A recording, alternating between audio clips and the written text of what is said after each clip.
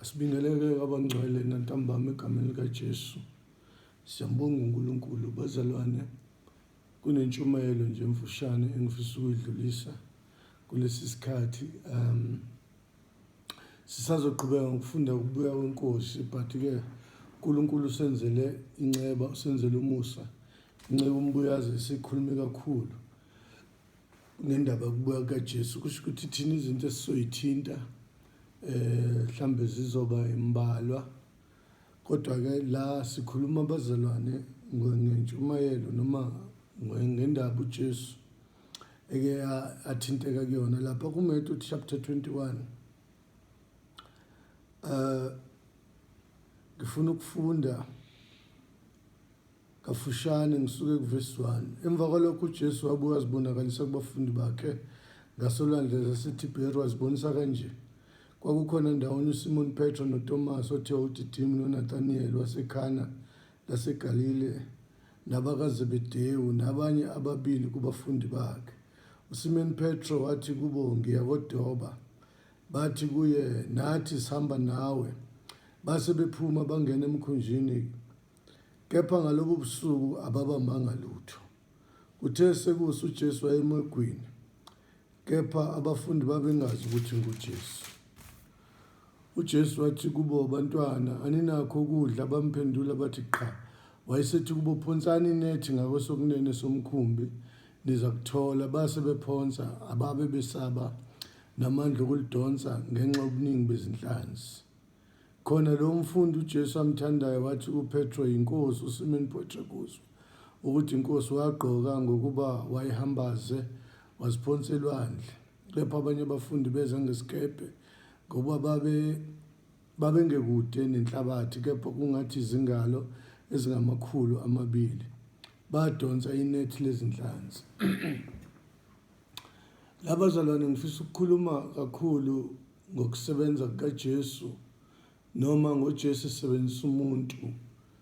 Ngifuna ukukhuluma kakhulu ngomdobi. Ngifuna ukukhuluma abazalwane ngisho noma ngicacisa ukudoba ukuthi kuyini. Kodwa ukuze ukudoba abazalwane kucace kahle, ngifuna ukuqhathanisa ukudoba. Umdobi akafani nomzingeli. Umzingeli uma ngabe eyozingela indoda yama-shortcut, indoda ethatha izinto ngendlela elula, noma ephume yodoba iy'khali ay'phathayo, kuba iy'khali zokulimaza noma zokubulala. Isizathu usuke ehlathini, nehlathi linengozi. Engifuna ukugcizelela-ke bazalwane ukuthi ngisho kuthiwa uhlangana nomzingeli ucishe ube senkingeni, ngoba umzingeli umuntu olwayo, umuntu onamasu amaningi okulwa nokubulala, ngoba umsebenzi wakhe ukubulala. Kodwa nakho engifuna ukukubeka abazalwane mayelana nomdobi nomzingeli. Umzingeli akathembekile. Okokuqala, uma ngabe ephuma ekhaya uphume ebathembisile ukuthi uzobuya, abuye kukhona okuphethe. Uma kuwukuthi ubuya akaphethe lutho, kudala inkinga iqala lapho-ke. Ngifuna ukusho lokhu bazalwane ukuthi umzingeli ekuhambeni kwakhe engqondweni nasenhlizweni yakhe akafuni ukubuya engaphethe lutho. Akafuni futhi ukubekezela, ngoba eyakhe indlela usuka yenze bemfushane kakhulu. Njengomuntu okwazingela-ke le emakhaya, uma ufika ehlathini uzingela ungabambi lutho, ngoba kuyenzeka ufike ungabambi lutho ngempela. Kodwa inkinga ukuthi awubuyeli ekhaya ungaphethe lutho. Ingqondo yakho nemizwa yakho nomoya wakho, ngingasho njalo, awuthokozi uma ubuyela ekhaya ungaphethe lutho. Kufanele kube khona into ozobuyela kukhona okuphethe, because la uphume khona uphuma uthembisile.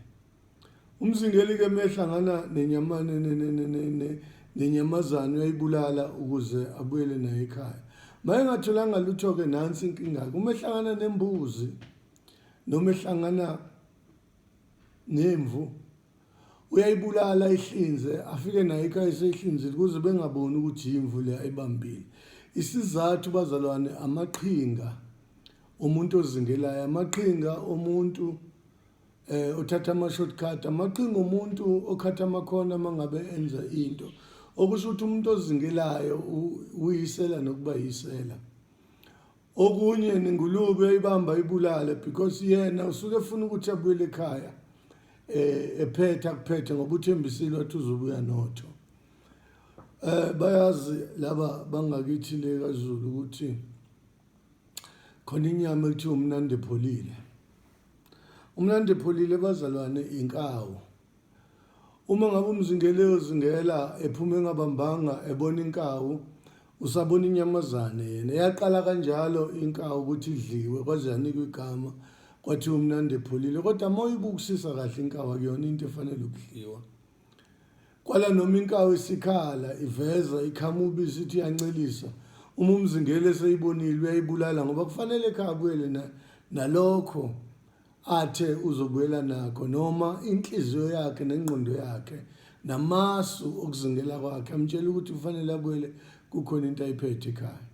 Umzingeli ke bazalwane njengomuntu wama shortcut ingakho uIsau athi mefika lapha ekhaya efica uJakobe esephekile kunuka kamnandi endlini ngoba wayehlala ekhaya naye wayephethe ukudla wayephethe inyamazane ayezoyipheka futhi mayipheka wayipheka kangcono kunoJakobe uzwa uyise mangabe exoxa naye uzwa ukuthi wayepheka isilovela ke bazalwane lapha eBhayibhelini ukudla kumnandi kodwa ngenxa yama shortcut wahlulwa ukubekezela mayifika ekhaya eselambile wathi kumfowabo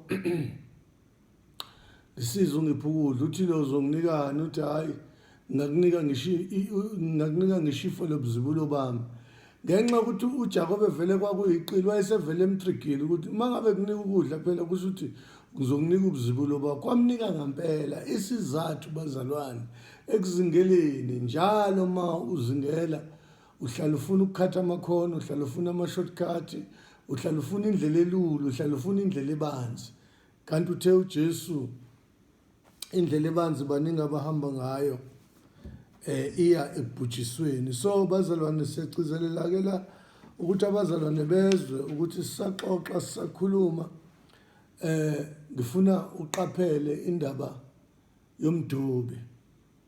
uJesu ke mefika ke bazalwane ubiza uPeter uthi uma ningilandela zonenza abadubi babantu bashiya amanet bashiya izinto ababedoba ngazo bashiya nomkhumbi ngoba oPeter babethi mangabe bedoba badobe benze lento ekuthiwa i-deep sea fishing phakathi nolwandle ngoba babefuna inhlanzi zibeningi futhi kube inhlanzi ezimnandi kube inhlanzi ezisezindala ngoba lezi indala azizogwini ihlala phakathi nolwandle babondla ke kwakuyibhizinisi labo lokondla iGalile lonke belondla ngeinhlanzi. Kodwa nansi into engifuna uyinake ukuthi uma ngabe umdubi uphuma ekhaya ungazi noma uzobamba. Okwesibili uma ngabe umdubi awukwazi ukuhamba uyodoba usheshe ubuye ngoba ukudoba into ethatha isikhathi ifuna ukubekezela. Okwesithathu uma ngabe umdubi uphuma ekhaya uyilungiselele ngoba nezinsuku nesonto lonke ungalihlala ungabambanga lutho. Uma umdubi kuyenzeka futhi ugcina usuthandaza isizathu sokuthi uthandaze ngoba uyalifaka ngelinyanga udoba ungatholi lutho. Abake badoba ke bayazi uzulalele nomoya ukuthi umoya ushona ngalaphi ukuze wena uphambane nomoya ngoba inhlanzi zihamba namanzi. Amanzi mangabe umoya uwaphushela ngakwesobunxele ziyangalapho nazo mangabe kungasokudla phushela lapho uzofunde nomoya kodwa still uthi mangabe ukuthi awubambi lutho uza ukuthi ayi inkinga ke le awazi uzokwenza njani. Umdobi ke bazalwane ugcina esethandaza uthandaziswa ukuthi akabambi njengokufisa kwakhe kodwa ukubamba kusekutheni zikhona izinhlanzi kusekutheni indawo adoba kuyo indawo eright yini ngoba kuyenzeka bazalwane esidobe endaweni wrong.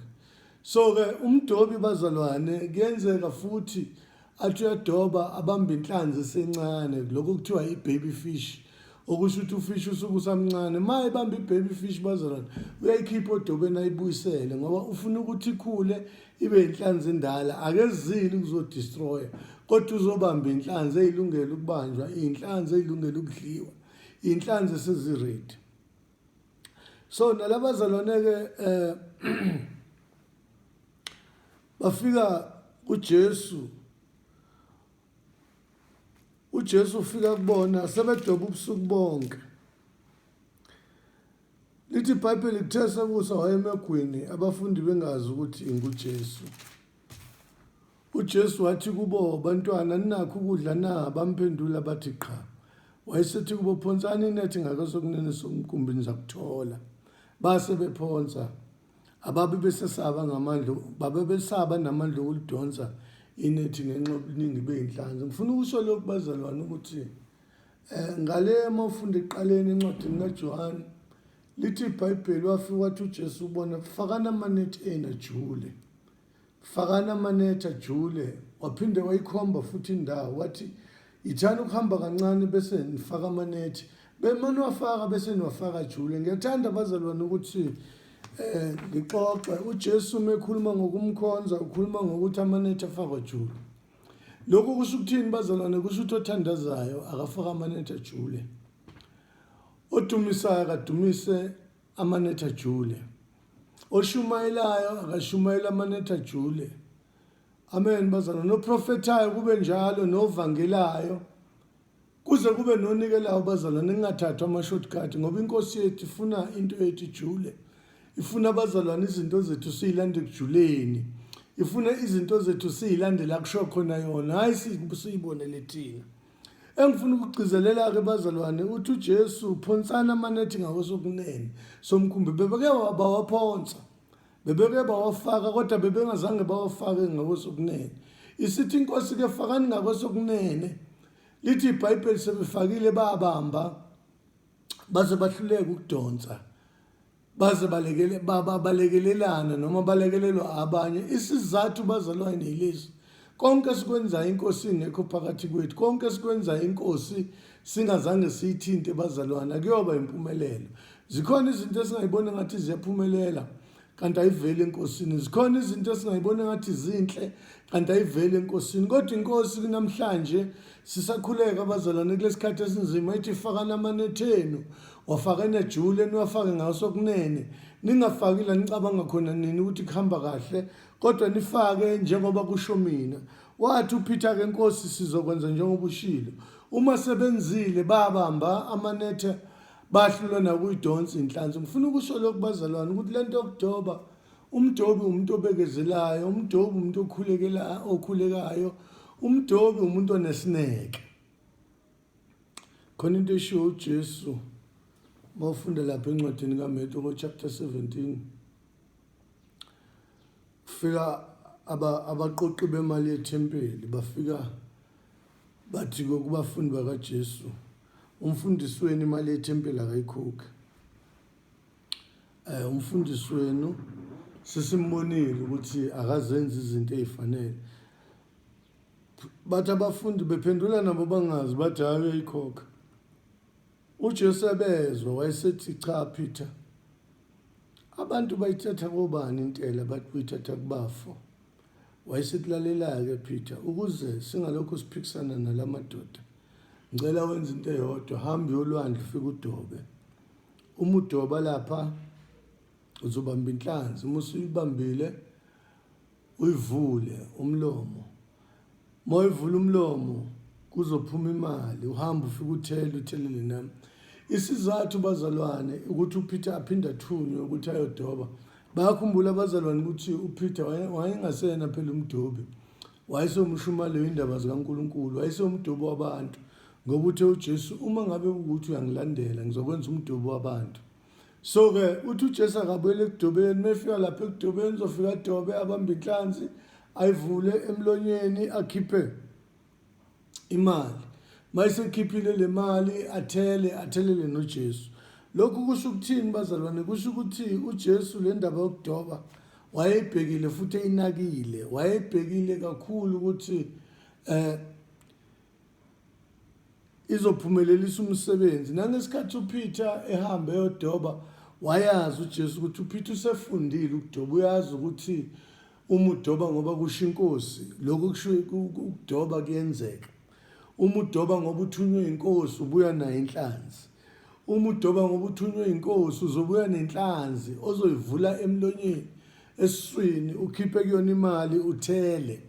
Isizathu bazalwane yilesi engifuna ukusho lapha ekudobeni bazalwane akwenzeki ukuthi lapha ekudobeni kube umunye obamba inhlanzi bese wena ukhipha imali, kodwa into eyenzekayo nansi ubamba inhlanzi, enhlanzini oyibambile kube wena okhipha leyo mali.